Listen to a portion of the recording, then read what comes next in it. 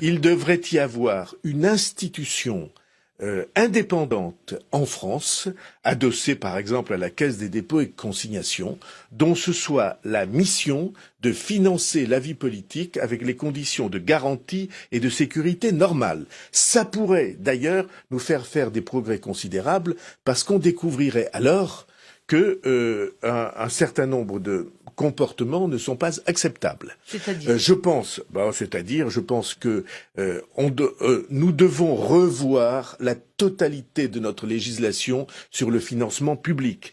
Le nombre de micro-partis qui se créent et qui ne sont pas autre chose, notamment dans le cadre des primaires, et qui ne sont pas autre chose que des machines à tourner la loi, des machines à détourner les règles. Dans l'indifférence générale, tout le monde s'en fiche. Moi, je considère que ça n'est pas acceptable. Et vous mettez le curseur pour le financement. Qui aurait droit à ce financement? Bien, les gens qui présentent des garanties soit patrimoniales, soit parce qu'ils sont assurés de faire le score qui donc c'est les sondages qui remboursement. Qui peut être en tout cas, vous dites ça parce que vous avez des inquiétudes pour vous éventuellement? Non, pas du tout. Je n'ai pas d'inquiétude pour moi, mais j'ai de l'expérience. Et il m'est arrivé qu'on me refuse des prêts modestes, alors que nous avions toutes les garanties nécessaires pour que ces prêts ne fassent courir aucun risque.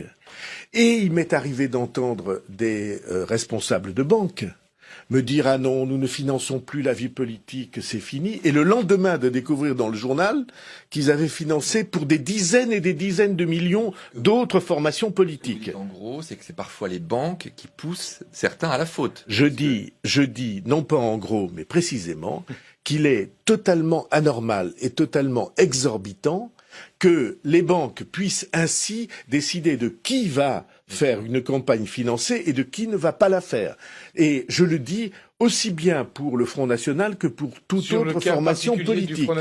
Et c'est la raison pour laquelle je dis construisons une banque civique dont la responsabilité serait d'assurer, adossé à la Caisse des dépôts et consignations, avec des magistrats pour s'assurer de la réalité des choses. Construisons cette banque civique qui fasse que nous serons assurés que la vie politique ne dépendra plus de ceux qui tiennent les comptes en banque ou de l'ouverture d'un compte en banque. De toute façon, après